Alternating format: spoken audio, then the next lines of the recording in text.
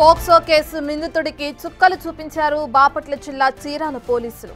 7 ఏళ్ల బాలికపై అఘాయిత్యానికి పాల్పడిన సూరిబాబు అనే నిందితుడిని 2 కిలోమీటర్లు నడిపిస్తూ కోర్టుకు తీసుకెళ్లారు. వేటపాలెం మండలం అక్కయ్యపాలెంలో ఈ నెల 10వ తేదీన మైనర్పై అత్యాచారానికి పాల్పడ్డాడు సూరిబాబు అనే వ్యక్తి.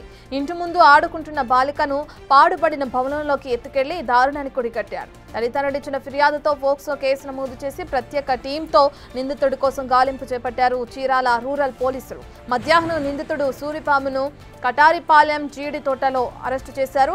అయితే చిన్నపిల్లలపై అఘాయిత్యాలకు పాల్పడే వారికి కోర్టు విధించే శిక్షలతో పాటు గుణపాఠం వచ్చే విధంగా వీధుల్లో నడిపిస్తూ కోర్టుకు తీసుకెళ్లినట్లు తెలిపారు డీఎస్పీ మహమ్మద్ మోయిన్.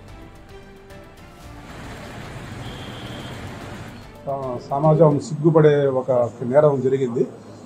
మైనర్ బాలిక 7 సంవత్సరాల మైనర్ బాలికపై అదే గ్రామానికి చెందిన పక్క అదే ఏరియాలో ఉన్న ఒకతను అత్యాచారం చేయటం జరిగింది. ఆడుకుంటున్న పిల్ల దగ్గరికి వెళ్ళి ఆ బాధితురాలు అమ్మాయి దగ్గరికి వెళ్ళి ఆ అమ్మాయికి ఈ పప్పు దినుసులై కొనిపెడతానని చెప్పేసి తీసుకుని వెళ్ళి తనతో పాడుబడిన ఒక ఇంటి దగ్గరకు తీసుకువెళ్ళి అక్కడ ఆ అమ్మాయి మీద అత్యాచారం చేయడం జరిగింది.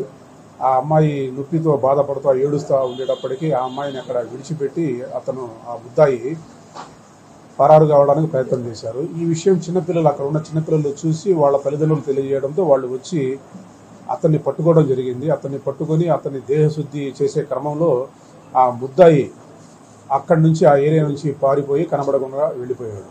ముద్దాయి పేరు Bitla alias Pitla Suribabu, son of Anjaneyulu, 45 years ఉంటాయి.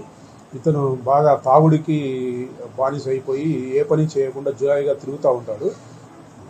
మ్యారేజ్ కూడా అయింది, పిల్లలు కూడా ఉన్నారు, కానీ వాళ్ళు సరిగా అంటే ఇతని ప్రవర్తన వల్ల వాళ్ళు అతన్ని దూరం చేయడం జరిగింది. ఇప్పుడు ప్రజెంట్ కూతురి దగ్గర ఉంటూ గతంలో కూడా చిన్న పిల్లల పట్ల కొద్దిగా అసభ్యంగా మాటలు మాట్లాడటం, తర్వాత చర్యలు చేస్తూ ఉంటే అక్కడ పెద్దలు మందలించి వారిని కూడా చేయడం జరిగింది.